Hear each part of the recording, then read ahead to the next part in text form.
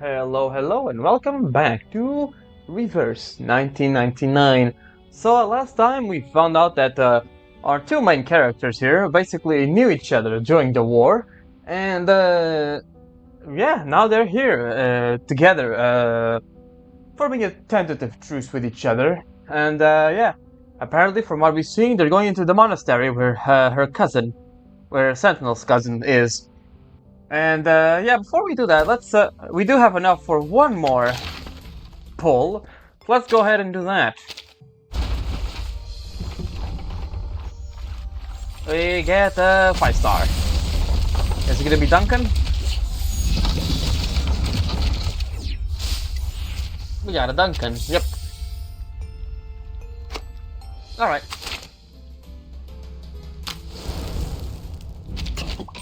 Off to the actual story. A fractured sanctuary. Alright, let's go. Legends say that stone statues come to life at night.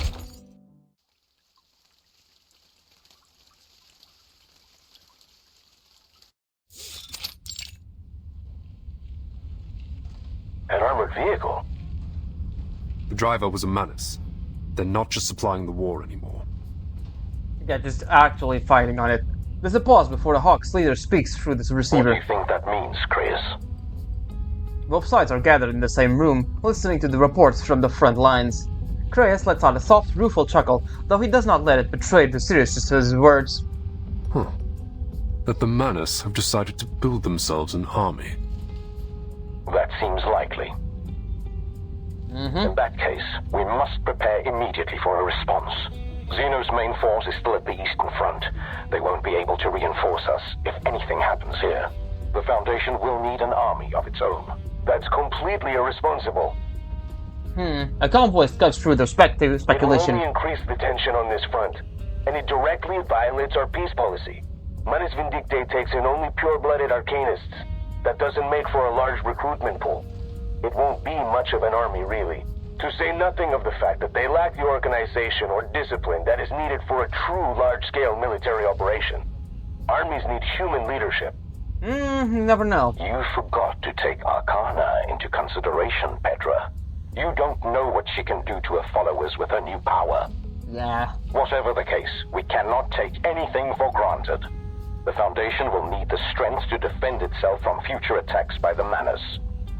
If we act quickly, we may even get ahead of things.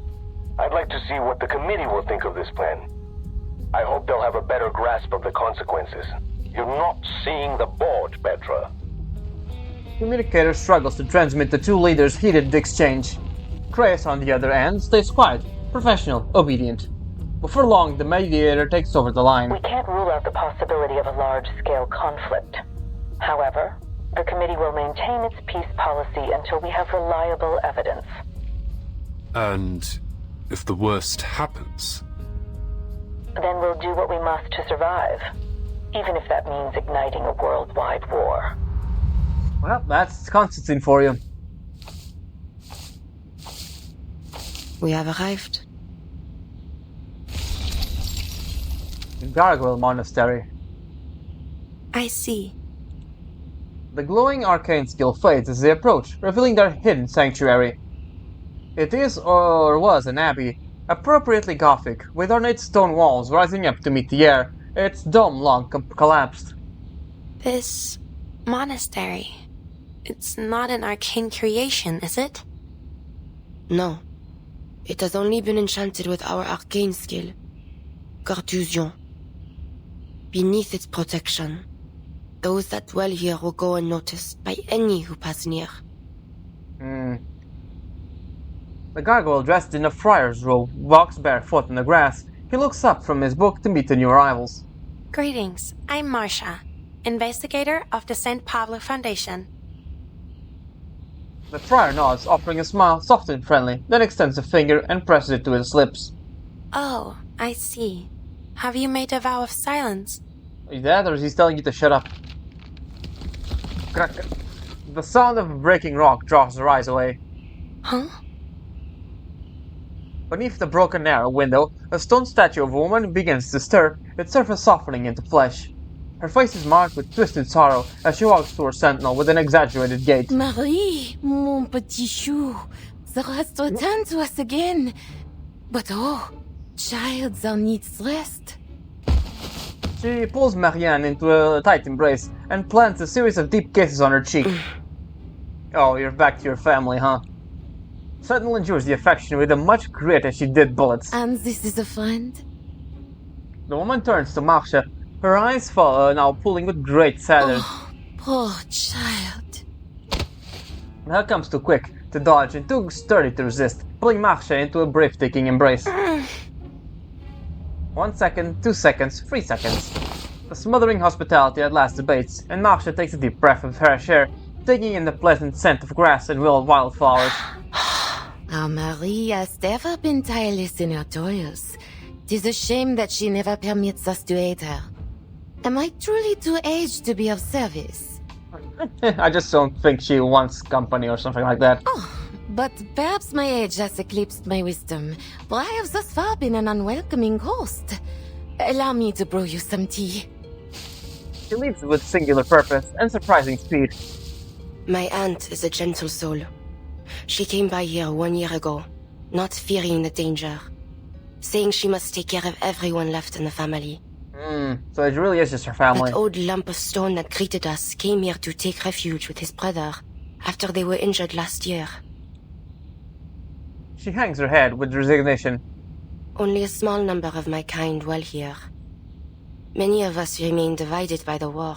Enjoy my aunt's hospitality. I shall go now to collect what you seek. Oh, the document. I'll be here then. Hold on. She lets herself relax only for a moment before noticing the stone-faced gargoyles that look down at her from a dozen perches. A thought crawls under her skin. Bonjour? Or are they just a statue? She spins around in place, meeting the unblinking eyes of each statue, stopping on a figure of a young girl. The girl's hands cover her face in a mournful pose, her silent tragedy of an endless moment of loss. This is... Why hath my cousin brought you here? A voice calls out behind her, rigid and almost rude. A tall, gaunt monk stands in the courtyard. You are not one of us. You are a bringer of war in our house of peace. What does your foundation seek from our quiet holes? There's an accusation in the gravelly tone of his voice. You misunderstand. The Foundation isn't bringing war. We're trying to end it.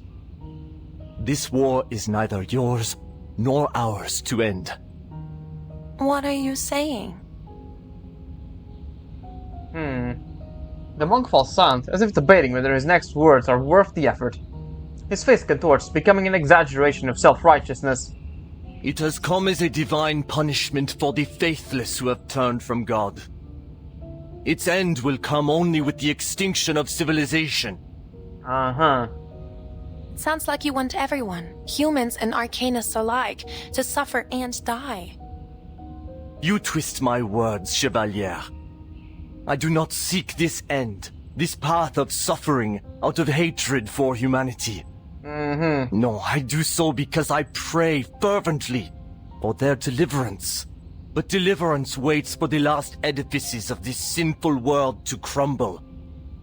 When the faithless nations, as a fire consuming its last embers, burn themselves to ash, soon the artifices of modernity, their factories of war and death, will crumble, as Babel before them had, their lies of advancement and revolution dying with them. We must return to the innocence of the past, as Nineveh did, heeding the word of God. You really are just parroting Manus talking points at this point. Assez, cousin. The rebuke breaks his rhythm. Sentinel steps between Marcia and Ladislas, forcing her cousin to take a step back. Tes prophéties ont empêché notre invité de prendre son thé. Sentinel turns and hands Marcia's heavy canvas military bag. Are you able to lift it? No problem. I can handle it. Ladislas watches the exchange with abject curiosity. Marianne, n'est-elle pas issue de la fondation que tu dis dépourvue de volonté pour mettre fin à cette guerre? Quel effort vain poursuis-tu donc à présent? C'est une amie, Ladislas. Je lui accorde la liberté de venir et partir ici comme elle veut. Mais elle n'est pas... C'est mon droit de le faire, n'est-ce pas? Oui. She lowers his head without protest.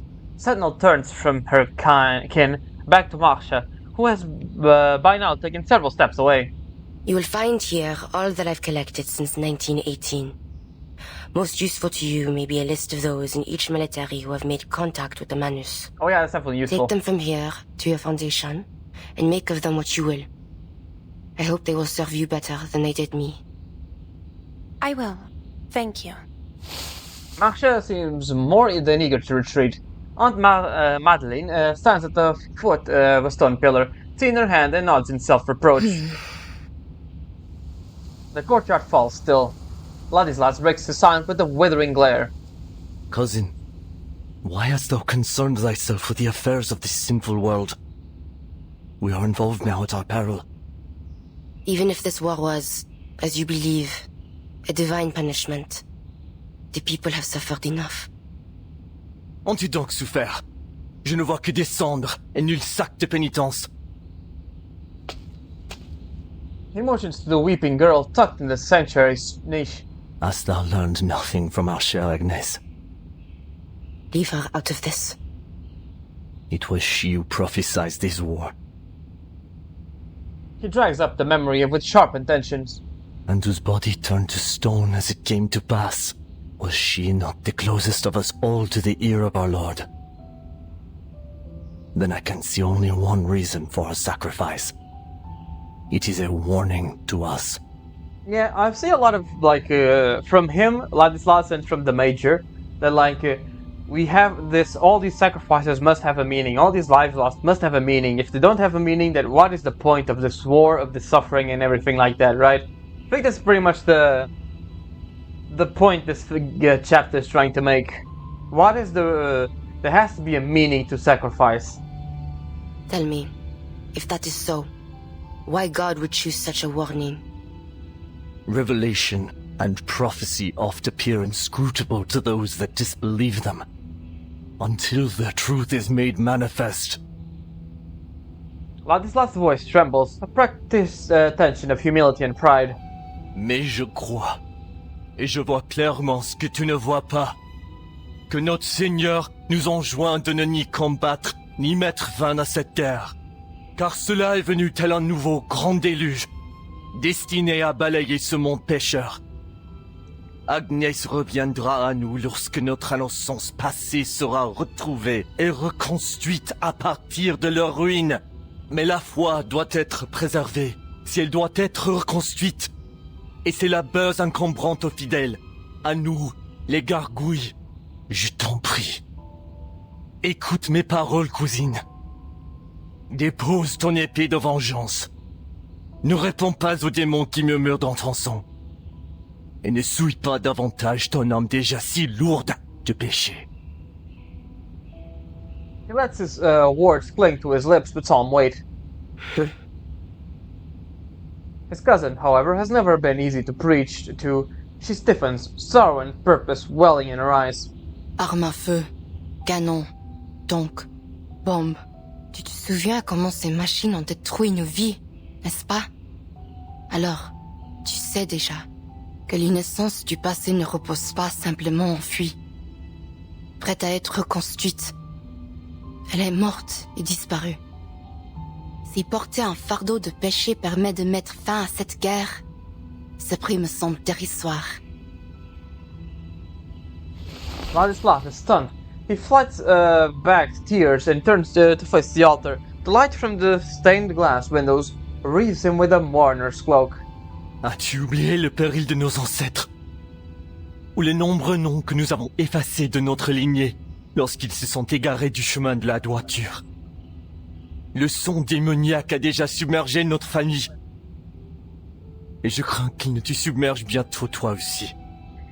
Et moi, je ne souhaite pas devoir effacer ton nom, Marianne, de notre lignée. Wow. Okay, so we have a bit more of an info about the gargoyles and stuff like that. That's definitely interesting. Uh-huh.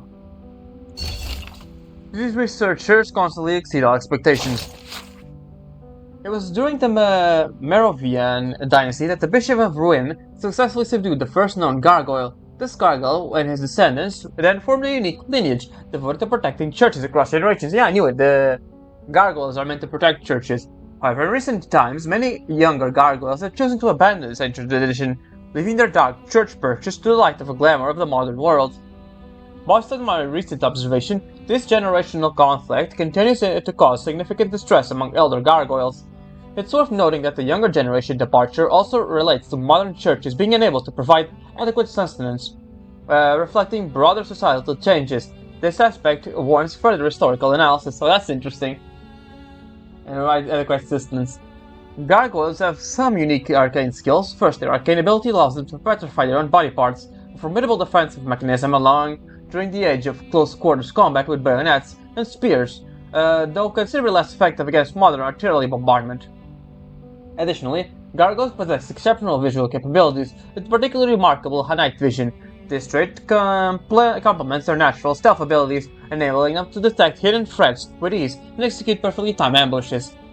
I must admit, it's surprising which impressive combat abilities were historically limited to the protection of churches, though my lack of religious knowledge may explain this confusion. Your theological ignorance is indeed astounding. Mandatory religious studies await you. While I object at you reading my research notes without my permission, I'll concede that compared to your piety, I'm clearly the irreligious ones. Just a pure biologist. Who said I'm not a pure biologist? Gargoyles carry a curse. While the origin of their curse remains shrouded in secrecy, people are open about its manifestations. Excessive bloodshed appears to corrupt them. This corruption takes the form of mental instability, progressing from rejection to complete abandoning of their faith. Well, my pure biologist friend, your gargoyle research now necessitates the very religious study that you say you have no interest in. This notebook clearly requires a sturdier lock. Yeah, it is interesting. Gargoyles are basically, have a very deep faith, I guess you could say. They are very interesting creatures, I will say. We've confirmed the presence of gargoyles on the battlefield, like solid details on their taxonomy. We require you to travel to the old monastery they inhabit and use your arcane skills to read the area and gather more information. Oh, poor Marcus. Bringing her to every dangerous thing. What's this? The monastery hasn't been used in ages. There's a war going on outside, and the place doesn't have a proper roof. All is silent, damn it. But the smell, warm pastries drift out from inside, along with whispers. I couldn't hold back my curiosity, so one day I snuck inside using a bit of clumsy arcane skill. I saw a statue there of a crying girl, so lifelike, more vivid and beautiful than anything I've seen from them so-called master sculptors. That evening, when I got home, I was scolded by my father. He told me I shouldn't use my arcane skills. I hadn't mastered it yet. If I wasn't careful, I could bring disaster. Marcus activates arcane skills and enters the world of reading. Reality is like a book. Everything can be read if you know. Spilled tea, crumbs from a cookie dropped on the floor, signs of life. They lived here. Their eating habits are no different than humans. Flicks the skin like stones. One of their traits. Is that blood? No. Marked by prolonged kneeling. A weeping statue. So realistic. No more than that. It was once alive. Seems though I have long report to write.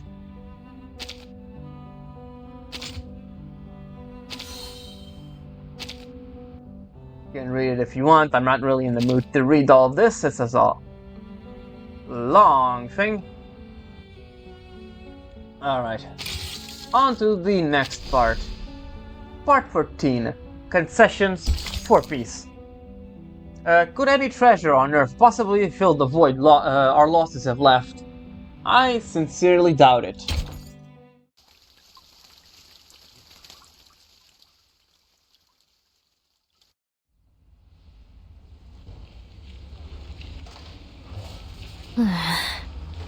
Hey there, Meryl. The bored and idle remnant of Squad 12 carries out her yet tedious orders. She stops by a window, squinting inside.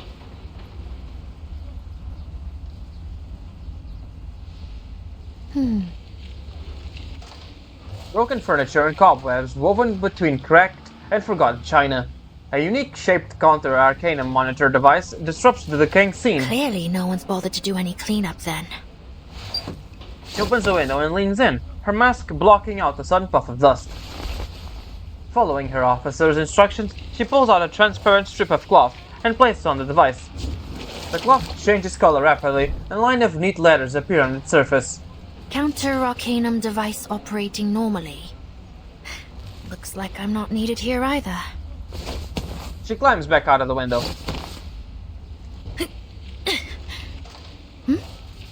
Aren't you... Meryl. Masha? Oh, you know each other. The young soldier springs up to greet her, visibly relieved. It really is you! You're back, finally! Oh no, yeah, of course, they were part in this. They were in the, not the same squad, but were in the same briefing. Is Paravian alright? Oh, poor guy's had a hard time of it, but at least he's still in one piece. He's lying in a sickbed as we speak. He should recover soon. It's too bad he didn't find anything too useful in the village. Well, aside from that armored vehicle. Fortunately, Sentinel happened to be there at the same time. So, it really was her? The one who assassinated Colonel Hirschfelder? Yes, she'd collected a wealth of evidence concerning Manus Vindicte. I've already delivered it to Commander Kreos. As for the assassination, it turns out her actions weren't entirely unjustifiable. Let's just consider it a misunderstanding. Misunderstanding?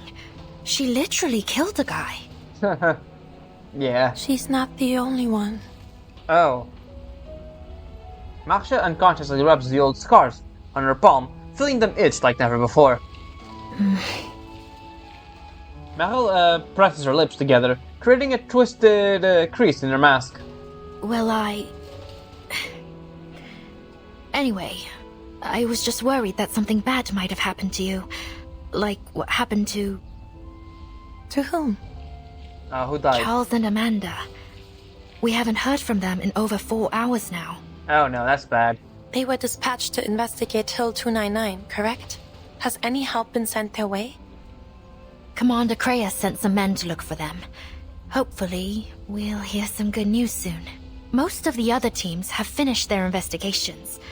A few of them are already in the safe zone, actually. Apparently, they found a lot of useful info. That's good. So, we won't have to head back out again, right? Oh, you're nervous about that. Meryl watches Marcia carefully, as if waiting for her to confirm something. The front's getting shelled to hell and back. I mean, chances are we'll...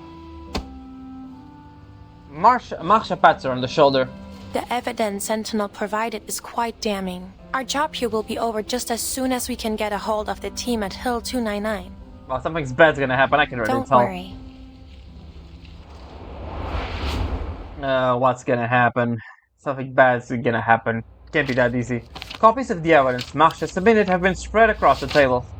Personal letters, marked military maps, battle plans, engineering blueprints, defeated and altered documents.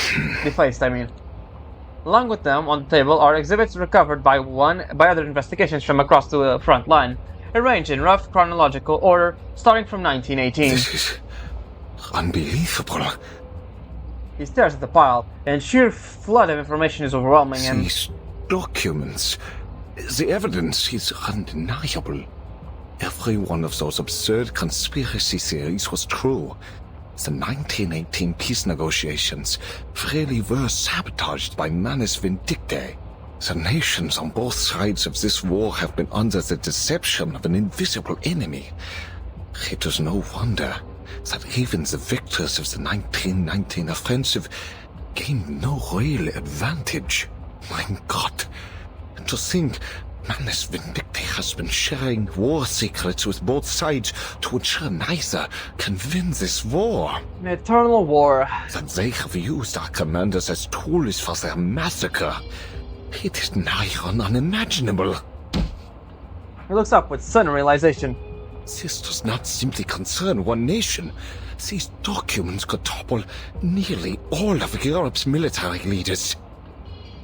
With this list of managed defectors in our hands, And if we act with haste, we may finally put every one of them behind bars. Let's see how that works out for you. Waiting for the Joe's mood to stabilize, Creyas adds a word of advice. Let me remind you that Laplace may be able to heal these so-called defectives. Eberhard's case proved that the Manus's mental influence can be purged. Yes, of course.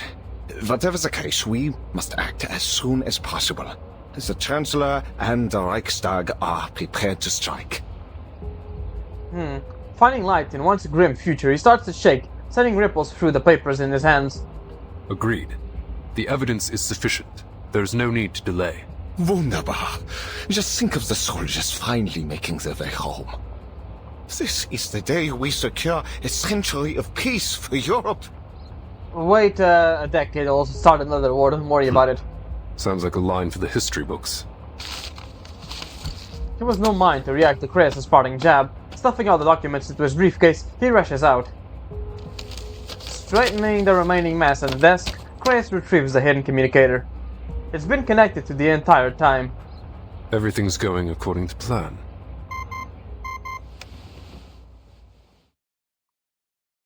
Good. The other teams have shared the same intelligence with the pacifist political leaders in their respective regions. That's good to know.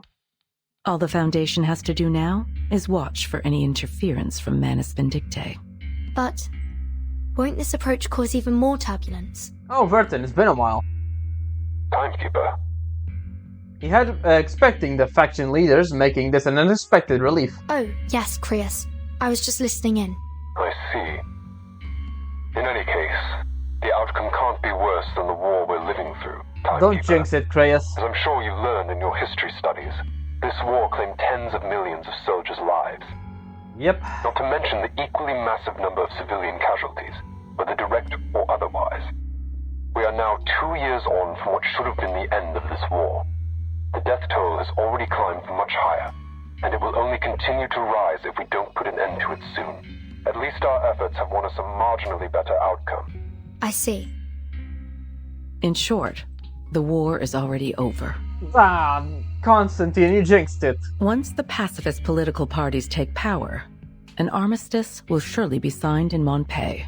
This may not be the time, but I have a question to ask. Does the Foundation Committee have any contingency plans should things take a turn for the worse? Please tell me you do. The silence in the room is confirmed the suspicions of the voice on the other end. Damn it, they don't Did have. you notice something suspicious? The former Vigil's officer fishes out as many suspicions details from his memory as he can. About Hirschfelder's assassination.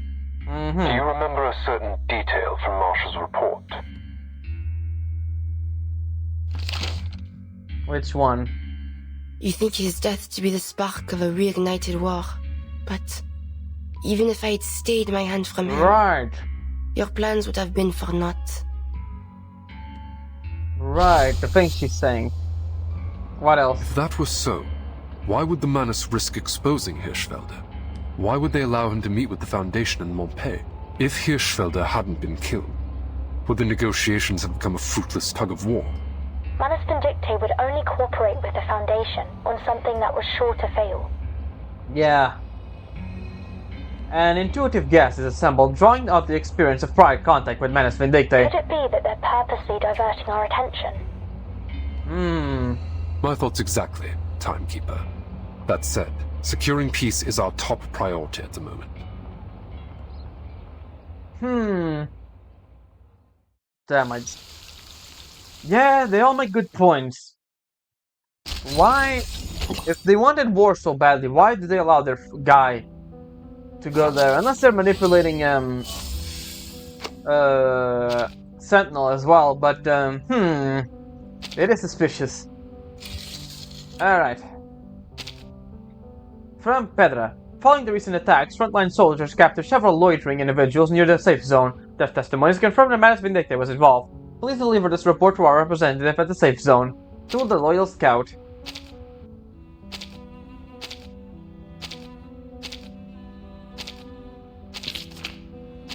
What else is there?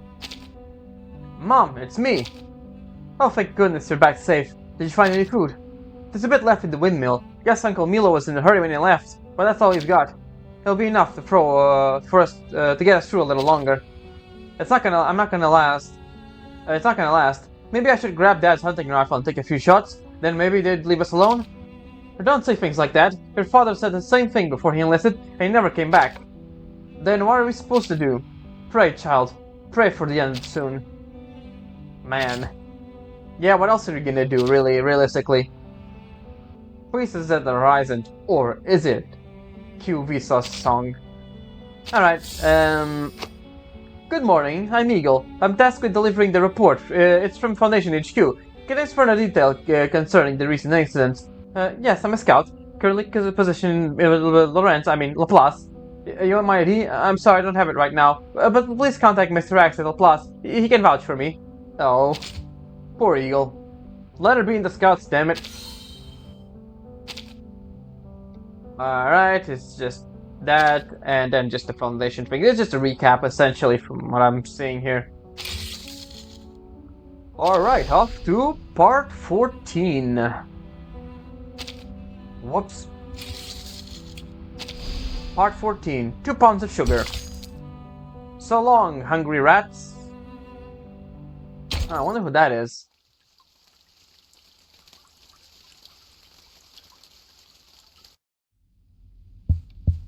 "6 years of war have deeply shaken the resolve and faith of our nation.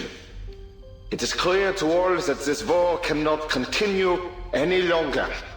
Afraid of the loss of power that peace may bring to them, leaders across Europe elected to collaborate with the evil cult Manus Vindictae, sacrificing countless young lives in meaningless carnage." Okay, so he's just exposing them on live radio, huh? But carnage is precisely what Manus Vindictae desires. Unseen by all, their wicked influence has long wormed its way into the leadership of every warring nation. But worry not, the conspiracy has been thwarted. Every treasonous general has been arrested and will soon face a fair court-martial. The heroes who bled for the fatherland are finally returning home, where we will welcome them with smiles on our faces and gratitude in our hearts. I'm sure they will. On the 11th hour of the 11th day of the 11th month of the year 1920. They're doing this again. This war will come to an end. They're doing the 11th hour shtick again. A lot of people died in that for waiting until the 11th hour, man. That is just end it, god damn it. In the real world, they did the 11th hour, 11th minute, whatever the fuck that is. It killed a lot of people, still dying in the war because of that stupidity. Weeks have passed since the assassination, and the last streets of Montpac have sprung to life again. Delegates from the belligerent nations gather on opposite sides of the road. Soft bowler hats and ties decorate the event, mixed with occasional peaked caps and military epaulettes, though now precious few. More dignitaries demand tighter security. Each nation came with their own detail, but the operation commander insists on further reinforcements from the Foundation. Third routine patrol complete. No anomalies detected, sir. No further warnings from the Arcanum Detection Group. Should we lower the alert level? Maintain the current level. I need at least 2 squads on standby at the command post at all times. Yes, sir. Clad in white, Foundation security diligently carries out their orders. On the busy town road, the commander suddenly stops. Eyes shut, he focuses, trying to shift through the dim of stuffy conversation. He actively activates his communicator. The line sparks with life instantly. Any response from Charles and Amanda? Negative. They've been silent since they reached Hill 299. It's like we're calling into the abyss. Oh, Chances are they got snuffed out by the Manus. Luck can't be on everyone's side. Even so, we need to recover the bodies. What? So they can be buried with shiny medals? The voice on the other end bites back with a sneer. A couple minutes walk on the battlefield and I'll find you a whole pile of that scrap metal. Any other signs of enemy activity? Nope. Not a single trace of the Manus scum. Maybe all this military and political turmoil messed up their plans after all. I don't think so. Let's hope so. Whatever the case, we need to get to the bottom of what happened at Hill 299. We can't afford to let any potential threats slip past us. Yeah. Already on my way there. Everyone's seeing a psychologist when this is all over, Kratos. Maybe they'll finally cure your Manus Vindictae paranoia. Keep your eyes and ears open. It's not paranoia if they're actually out to get you, huh? He ends the call.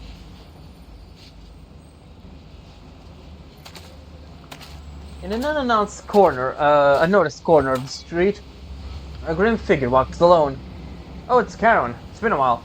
Charon's work at Monpa is over, and even now, on the eve of the ceasefire, there are so many corpses on the front line waiting for him. His disjointed thoughts dwell on the horse that once accompanied him. Will Andreas ever return? But Lost has has ever been his first companion. Resigned, he shuffles down the road away from Monpa. Hey, sir! Mr. Charon! Meryl runs up to him, arriving out of breath. You leaving already? Marsha told me you're heading back to the front. She speaks the truth. And you are?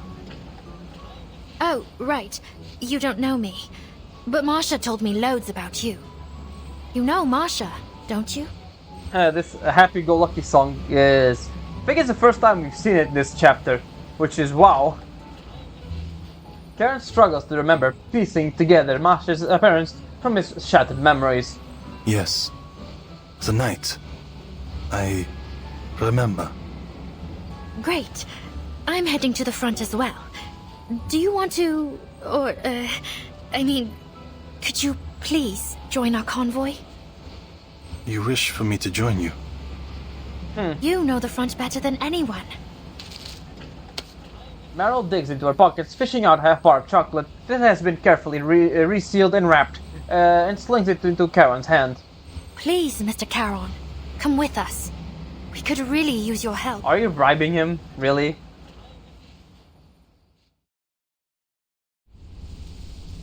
Well, I guess it worked. The front is still as death. This quiet feels... strange. Halt's Maul, Rudolph. Why, damn it? Soldiers in the trenches gaze up at the empty sky. The ceasefire has not yet been signed, but all military activity on the front line has been suspended, yet the soldiers still man their trenches, hoping desperately to go home. Why did Willy and Franz have to... No. Ilri rubs his face, his calloused fingers twisting his features with stress. You know, yeah, if this ended with the timeline in 1918, his friends would probably wouldn't have died, huh? 6 hours have now passed since the last time a shell exploded or a machine gun rattled. Yet the quiet has a strangeness out of its own. The faint cold wind shivers the lines of barbed wire with audible tensile contractions. So, who won in the end? No one. Does it matter? Rudolph's head sways between nod and shake. Then,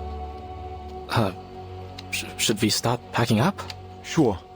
You can finally take all those notebooks of yours back home. Weren't you planning to turn them into a book? Yeah, but... I don't know. Maybe once I stop being a soldier, my motivation to write will stop too. What about you, Erich? What will you do? Make bread, I think. My family runs a bakery. I can already see it. My old man cracking open his finest bottle of Spätburgunder when I arrive. That's a nice thought. An idea crosses Erich's mind. Speaking of which, I bet we can go and ask the boys on the other side for some food and drinks. They've got wine and soft white bread. At least, that's what P.O.V. said. I wouldn't mind some canned peaches. Fine. I'll get you your peaches. I guess I really am your Hauptmann, huh? He scrounges around for a bit of a scrap cloth, then ties it to his rifle, extending it to be a peace flag. Erich, do not hurry to leave the trenches. Have patience. Charon slinks back into the trench without a word. Elric drops the rifle for now and steps towards Charon. Oh, Charon, you're back. Any news? The delegations from various nations have arrived in Montpellier. The armistice will be signed in 48 hours. It is best to avoid any unnecessary danger until then. Yeah, you don't want to be one of those casualties that died in between the talks. But I'm starving, Charon. You didn't bring any food, did you? I did. The new voice catches Elric off guard. Who are you? The Foundation has issued food and drinks to be brought to the soldiers on the front. She is responsible for distributing them. Oh, that's a good Yeah, thing, actually. more or less what he said. Right.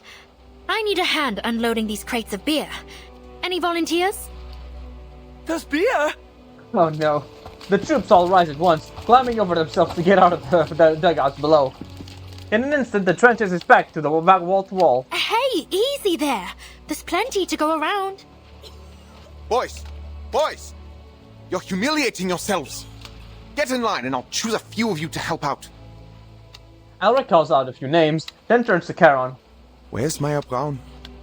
He is needed in Monpe. Ah, that's a shame.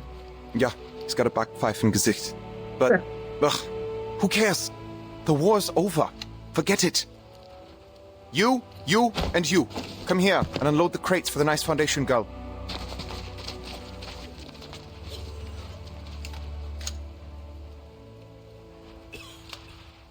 The food is passed from hand to hand until it reaches every soldier. Rot and despair still hang over the trenches, but they do nothing but dampen their appetites. Rudolph cups a butter cake on his hands, desperately afraid of crumbling it. He hasn't seen such soft and bright food in a long time. Then all at once he stuffs it into his mouth. Elric hurries up to his side, stuffing a mug of golden lager onto his hand. Come on, Prost! Fine. Count me in. Prost! Prost! The metal cups tap rhythmically, snapping into a joyful and bright tune. From far land in the field, their clicking percussions is met with raucous singing voices. Oh man, it's like the Christmas football match, isn't it? What's that?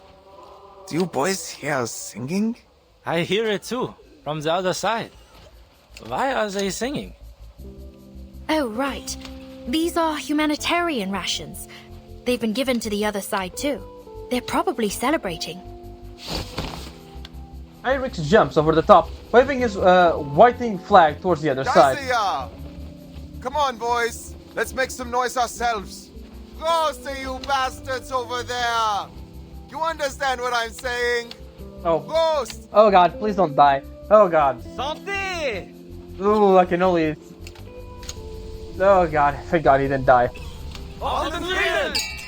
Oh boy, we are only halfway through. There's no way in hell this is gonna last. Absolutely no way in hell this is lasting.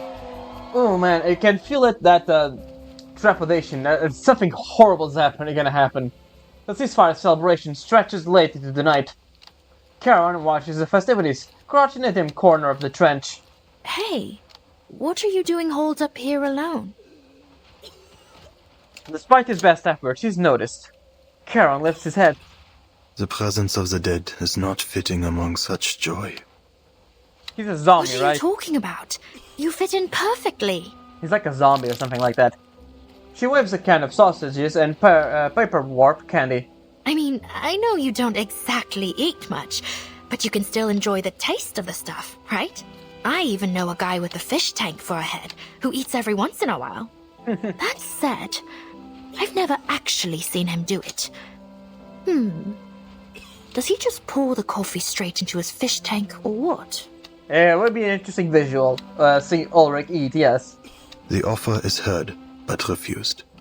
Such things have better use to you. Seriously? Aren't you ever hungry? I think you're just dead, Meryl. There is always hunger within me, but food should be saved for the living. Eat well while you can. Stay alive. Well, you're not wrong, but I wouldn't exactly put it like that. Come on, take it. Hound's always poking fun at me for eating too much anyway. Hound? Oh, never mind. Just take it, alright? It's not like it's easy to get a decent meal out here on the front.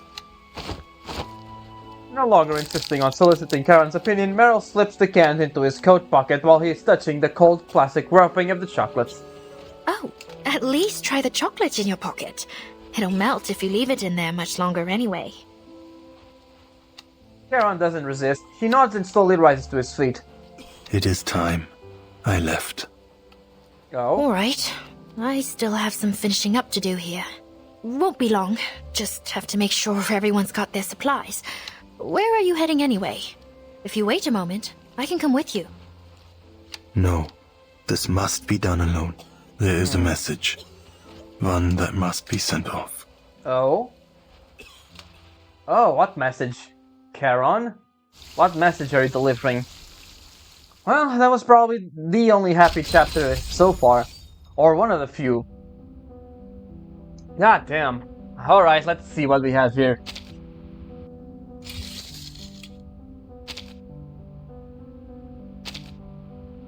Miss Recoleta, our editorial team is once again honored to receive your submission. We must say this new piece differs significantly from your past work, full of sincere reflections on war and peace. We find it deeply thought-provoking. After the war ends, we hope you'll visit us to discuss future publications. Zima and Charlie, huh?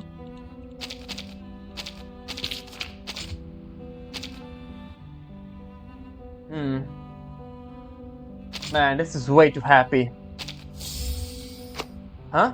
I submitted something? I don't recall. Could it have been that short story I was sent to Verton? I just drafted an early novel concept and wanted my feedback. Did I send it to the wrong place? How? They actually liked that draft. Well, first drafts are always the best and the worst. Please forgive me. In any case, that's not a draft fit for publication. Huh. Alright. I think this should be the last one for today. Send off. They remembered an ancient verse with whose meaning is lost to history.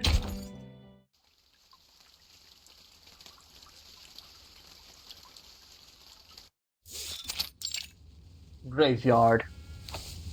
Here you are, Eberhard. Paul. It's good to see you, mein Freund. How's everyone holding up on the front? They've cleaned up the place and made it a lot of crosses. Yeah, it has a lot of greenery in it now. They are celebrating this war's end, singing songs and drinking beer. It's peaceful. Peaceful. He repeats the words with satisfaction. Ebernaugh's spirit has changed significantly from the last time they met. It's unexpected that the Foundation would allow you to move so freely. No, my duty is done. I have no place in Montpé. No place among suits and politics. He exhales, stretching the crisp morning air. That red-haired official agreed to let me go for a walk every once in a while. He said, someone will keep an eye on you. Whatever. It's getting cold. But I enjoy a crisp winter morning like this. It reminds me of our days as students, remember? We had to get up before dawn. I was lazier than you. I wouldn't wake up until you rode your bicycle to my window and shouted my name. Then the two of us would miss Latin class, just as Walter did. They changed the name, hold on. Oh no, it was always Paul, I just didn't realize it. Huh. Yeah, I don't blame him. Latin class was hell, Walter. He was a good lad. Now you're just reminiscing, huh? Paul removes a crumpled envelope from inside his jacket. This parcel is to be delivered to you. There's a letter within it from Herr Mühlenberger, addressed to those of us in Class 3. Oh. Herr Mühlenberger?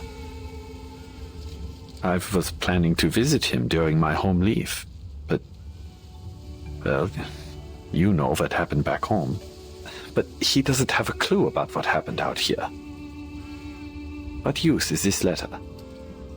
You and I are the only two class members left since the fall of Montpé. All right, let's hear it, Paul. Settling his breath, Paul tears it open. He unfolds the letter. Meine lieben Schüler und ehrenwerte Soldaten. Der Krieg hat einen kritischen Punkt erreicht. Und als euer Lehrer ist es meine Pflicht, euren Mut zu stärken. Ich weiß, dass die Sicht auf den Krieg von der Front aus begrenzter sein könnte, als für uns im Vaterland. Lasst mich also klarstellen. Okay, der Sieg ist in unserer Reichweite. This does give me, yeah, obviously, Western Front, all quiet in the Western Front vibes. Like the people celebrating and stuff when they get home. And I do remember a scene where like the main guy was was in a bar and everyone was like discussing the best way to win the war, right?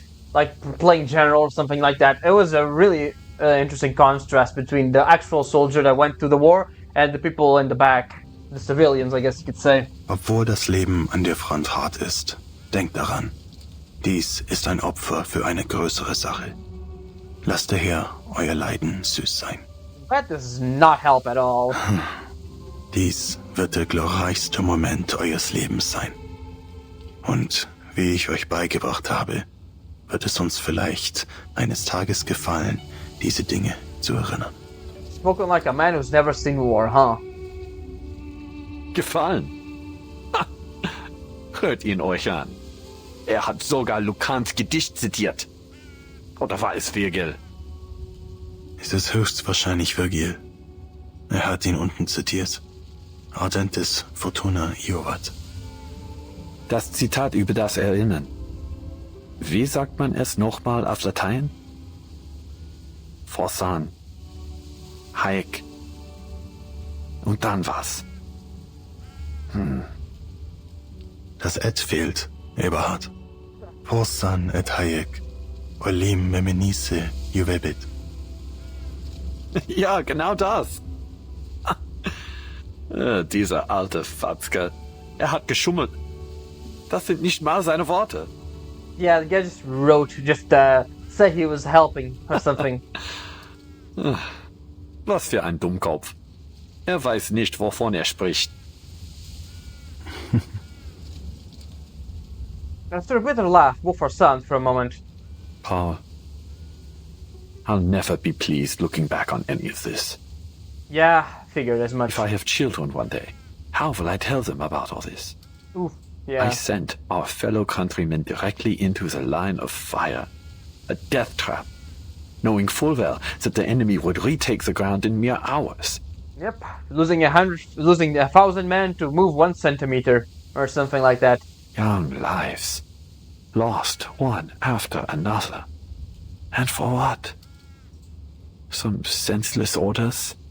I've heard enough. Put the letter away. Paul slowly folds the letter. Ethelbond, however, snatches the letterhead, crumples into the wall, and throws it into the weeds beside the monument. There is no more fighting, and for the first time in a long time, the day passes without the thunder of artillery.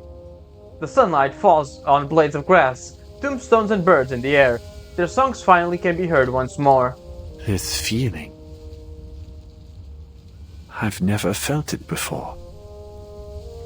It's as though, for this one moment, I can... No. I have already taken control of my future. I'd forgotten how good it feels to be alive.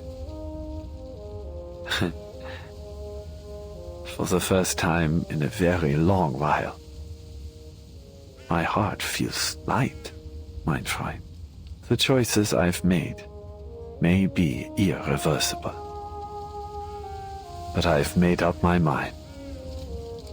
There is only one path for me now. Oh, what's it gonna be? He looks at the top of the hill and starts climbing. Oh, what's he gonna do? Do you not wish to continue your studies? Your writings are surely safely stored in the school's archives. Would you return to school, Paul? It is unlikely. But you still may. For what? For knowledge? A diploma? That might have mattered to the old me, but I'm no longer that boy. Eberhard. It's too late, mein Freund. Far too late. I need some time alone. Please, write a reply to Herr Mühlenberger for both of us. The weather is unseasonably mild, and then the aeronaut begins to climb the hill like a student on a field trip. The sunshine and brisk air make the world feel new. The war is over, Pa. The sky is so blue. Just as it always was. Just as it always was. Well said. Farewell, mein Freund. Oh man, this feels solemn. This feels like something. You know, this really does this. Gets a grip on me, right? You know something bad's gonna happen. It does. It's giving us a foreboding feeling, you know. He waves, turns, and walks away. Paul stands and opens his notebook. Sehr geehrter Herr Mühlenberger, Ihr Brief wurde von Ihren Schülern wohl erhalten. Sie haben gemeinsam die dunkelsten und härtesten Zeiten durchgestanden. Aber nun sind der Kummer und das Leid zu Ende. Sie zeigten Mut und Treue. Doch diese Tugenden wurden zu einer Last, viel zu schwer für Ihre jungen Schultern. Deshalb werde ich Ihnen keine leeren Worte mehr aufbürden. Der Krieg hat diese jungen Männer in etwas ganz anderes verwandelt. Das Wissen, das Sie ihnen vermittelt haben, ist nun nutzlos. Und sie werden nie wieder ihre Lehren hören. Zu diesem Zeitpunkt muss ich Ihnen mit schwerem Herzen mitteilen, dass... Oh, I knew it. I fucking knew it. I goddamn knew it. Alle Ihre Schüler aus der Klasse 3 sind gefallen. Fuck, I knew it. Mit besten Grüßen. Ein toter Mann. Dies schließt die Aufzeichnungen des Soldaten Paul Haumann ab. Oh, man.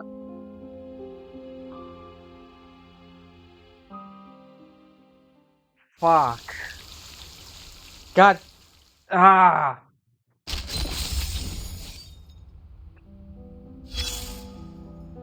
had a feeling something like that would happen. The chapter was called Standoff. They're in a cemetery. Damn.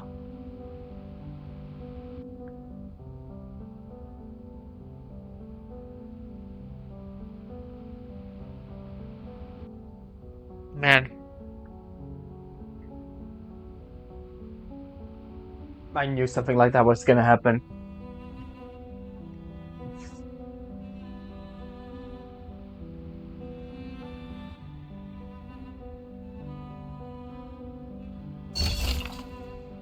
Lost to history. What was once represented new beginnings now only heralds as an end. Becker died from shelling in 1916, right in the first day, right? Zimmerman died from shelling on 1916 on the same day. Miller was reported missing on 1916 on the 11th day. Was confirmed dead. Miller's tag has been found. Bauer died from machine gun fire in 1916, 8/12. Wagner died from infection. Newman died from trench fever. Zimmerman died from shelling. Kruger died from infection after being shot. Becker died from causes unclear. Schmidt died from shelling. Haumann died in 1918. And Eberhard Braun died in 1920.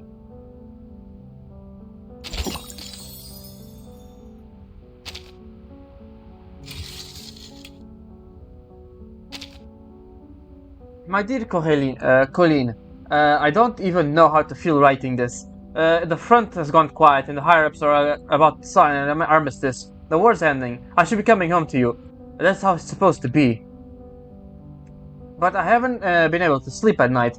Night after night I hear the shelling in my dreams. I see men in black masks and uniforms storming the trenches and slaughtering us. I jolt awake every time. I can't fall back to sleep. One night, I don't know why, I ran. I'm a deserter now. I may never see you again. I'm not even sure how I'll get this to you, but whoever it delivers, I know it holds all my love for you. The guy has the right feeling. Something's bad is gonna happen. Oh, name day. There's a large amount of junk on the battlefield, left for the recent encounter. Please head out to recover what you can. It may help us analyze the progression of the war, or at the very least assess potential soil contamination. To junk collection expert.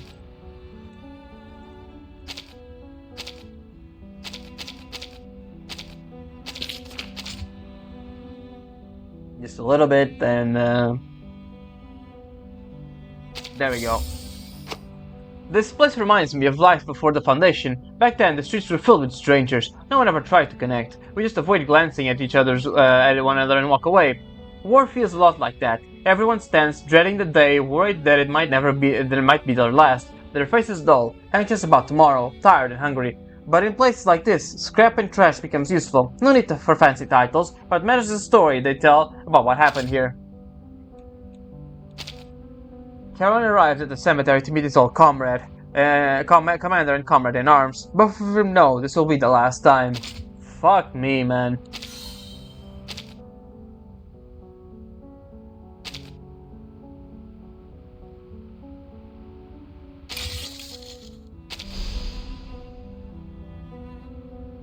Man, I really don't know what else to say. That was a very somber way to end it, but yes, they are gonna end the war on 11/11/11, wasting time for everyone and putting more people in danger. But that's gonna be it for now. Well, I hope you enjoyed this episode, and I will see you next time for more Reverse 1999, where things are definitely gonna go and collapse. So, ciao.